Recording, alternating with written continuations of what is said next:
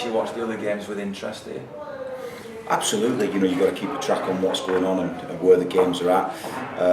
It was a big game on Tuesday night. The Wickham and Luton that could have affected what we do, but it's like I've said to the lads over since Christmas, really, it's what we do, it's how we affect the league standing and the league table, and we can't rely on anyone else. We've got to get our own house in order, which we have done fantastically well, and if we stay on task and keep doing what we're doing, then we'll keep churning results out, I'm sure of that. If you're watching other clubs, then obviously also in the back of your mind have maybe an ideal target, a number of wins from the remaining games, or a points target. I've not. I think that the league is so unpredictable this season, and obviously for me it's one of them years that usually at this time of season you've got a couple of dead rubbers, but you haven't, because all the teams at the bottom are fighting and fighting really well. There's a lot of teams that can still get in the playoffs, and obviously there's quite a few teams vying to get the top 3 slot, because no one's really run away from it. Apart from Burton, who's showed fantastic form since Jimmy's gone in there, done an incredible job. So they're the only really team that I think are out there that are true to form week in, week out, home and away. So there's going to be a few twists and turns. That's football, that's League Two, that's guaranteed. I think that's English football in general. There's always twists and turns, bankers that you think are nailed on, that someone won't get points and they do. So and the Easter programme, I feel, will be quite a defining time, with having 2 games close together. So that's something we're keeping an eye on. So it's about us applying pressure to the teams above us and making sure that we're doing everything in our power to keep focusing on what we're good at. At this point in the season, when you're so close to achieving your goals, do you have to pick out players who've got the right character? Is it more about that than pure ability and tactics that define the season for you? Absolutely, yeah. I think you're reviewing that all season. I think the players that you bring in, you're reviewing where they're up to. You're seeing what the pressure means to them players. But they've been in a real rhythm of work, which has been important. I think the stats are showing that we are the best team in the league in terms of conceding goals this season from January onwards. So we've really done a lot of work on the back 5 and defend as a team. We were poor pre-Christmas away from home. We've really rectified that. We knew we had to get our away form, substantially better, which we have done. And our own form, for 16 months since I've come to the building, has been, really good. So on both fronts, we're fighting a promotion push, home form and away form, and we've just got the balance right at the minute. You talk about Easter perhaps being defining, but this weekend against Southend is quite a defining game potentially, isn't it? It could be if it's viewed like that. I don't want to add to the pressure of the event and the game. We are really focusing on how we've got to be competitive against Southend. That's what we've concentrated on all week, where their strengths are, where the weaknesses lie. But we've really been hitting home on the run we've been on is what we're good at and how we can combat what they might throw at us. So it's going to be a fantastic game, and these are the games that you want. Last weekend it was another incredible moment, certainly in my career, coming back from 1-0 down. So again, I think that was a defining momentum shift that the lads really believed in, from coming back from adversity. So we've had some brilliant experiences this season that I'm sure on Saturday will all help in gaining a positive result. Some of the bigger clubs actually have sports psychologists, and I know you pride yourself on being a coach first and foremost, but are you also the club psychologist in a situation like this? Yeah, I think the staff around you, it's important you get the staff around you, you share the load, you share little problems. I don't really have many one-to-one meetings, at this place now. I'll go for a walk with a player, I'll do it in the canteen, I'll do it in the gym. It's fantastic, the old-fashioned manager's door, you knock on the door and you think you're in trouble. I don't have that. I've got player support over the door.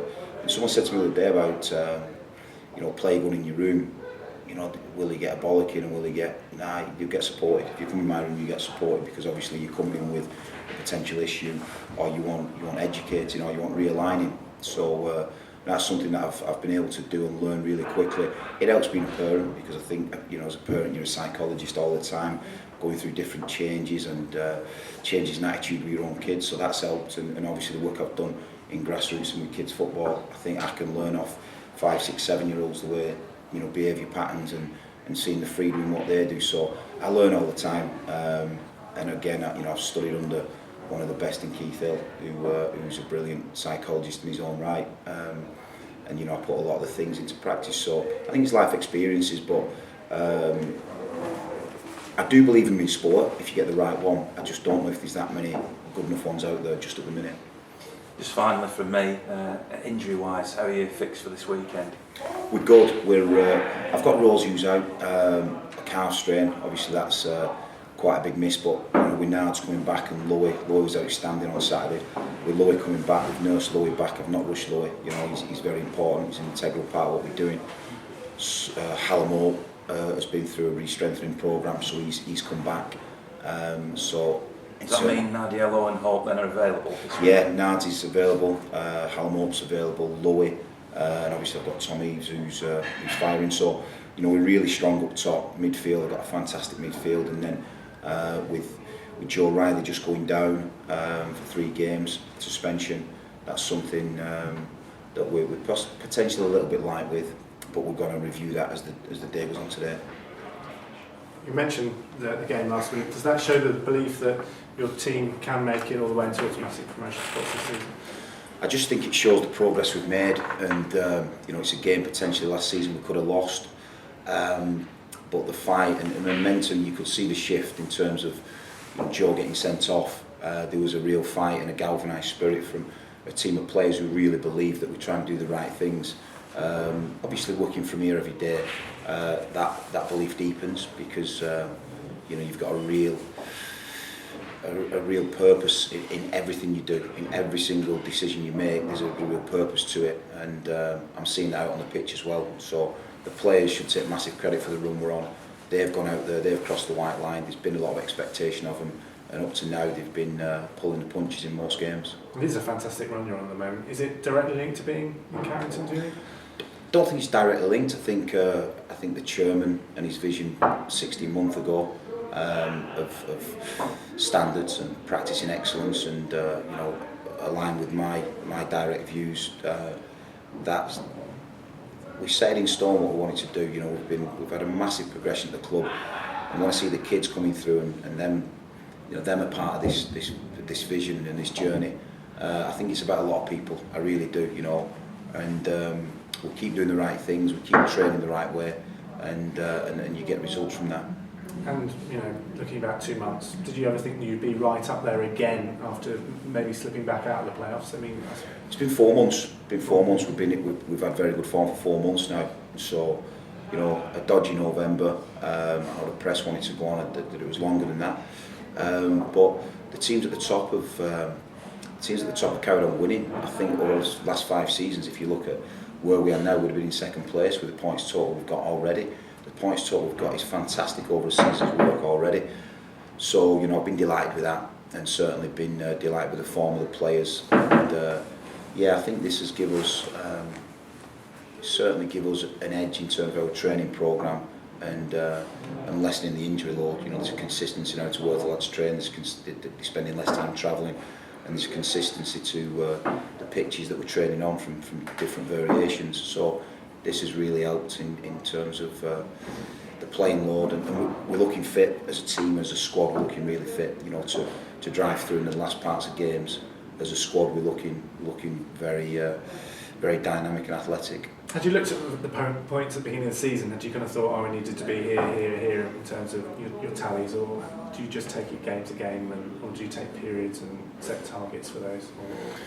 Setting targets is always a dangerous thing, and I think that we might have done that at the start of the season, singing about promotion probably too loudly. I wanted to be competitive. I always said I wanted an ambition for promotion, but they're not guaranteed. League Two is a relentless league. It's a fascinating league, and you can see the upturn in performances as the pitches we played on. We went out to Plymouth and it was fantastic. Start of the season, the football was incredible, but we've had to realign. We've had to have a difference in our work, but I don't really like setting targets. I think once you do, and you're beholden to them, if you don't reach them, certainly at Christmas, then the lads can be disappointed. And if we'd have had that points tally that we wanted to get to at Christmas and it wasn't there, then that's why I think you see teams sort of peter off, from January onwards.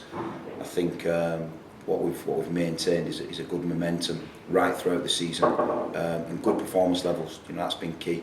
We've been performing well, and right at the end of the season, we've been able to maintain that. Gaffer, there was expectation right from the beginning of the season that we were going to get promoted. Obviously, the fans, bookies had us as one of the favourites. You always said that it was just a case of keeping the lads grounded. Obviously, now it's looking like we could be in contention for promotion. What are you doing with the lads now? Is it still a case of just keeping them grounded and the feet on the floor? Yeah, I think keeping them realistic as well. You know, keeping them to realise that form can be permanent if you keep doing the right things. You've got to sacrifice a hell of a lot to hit good form, whatever industry you're in. You know, if you're a top line performer, sometimes it's a year's dedication to something, and these boys have dedicated. The staff, you know, the dedication and work the staff have put in has been unprecedented at this football club. That's what I do know.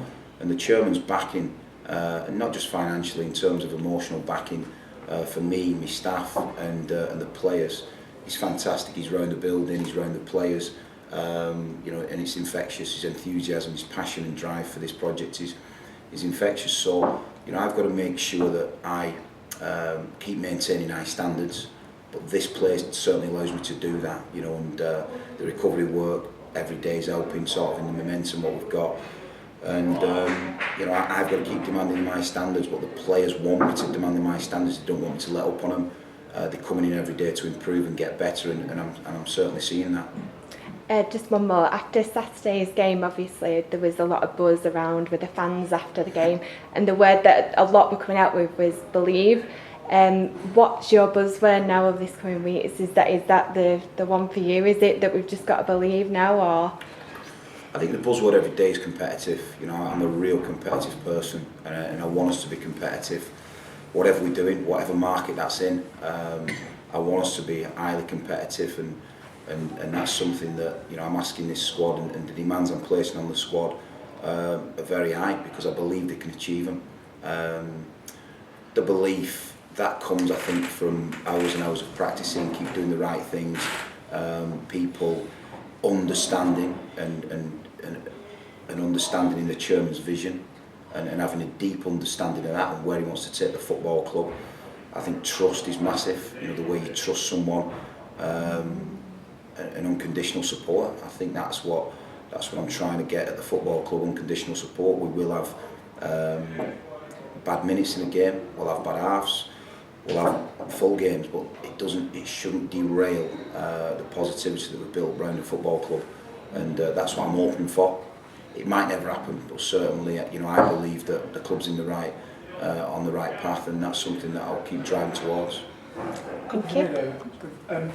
Just over the chairman, you've got experience of a number of different clubs, a number of different chairmen. What's different about Stuart? I think he's unique.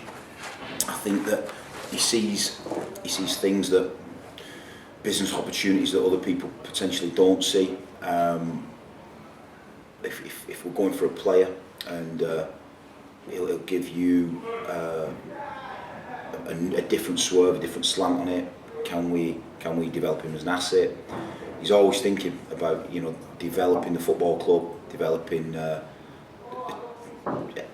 think all these working days, he's just thinking about developing us as a staff, me as a manager, him as a chairman, his board, the staff, and that's something that. It's infectious, because it does cascade down to everyone in the building, and they're trying to put systems in place to do that. So yeah, the guy's unique. He's got a passion for it, but, you know, I'm talking November, the emotional support he certainly gave me as a manager, as a young manager who needed a little bit of guidance at that time, and he was unswerving, absolutely unwavered in what he wanted to do and how he was going to do it.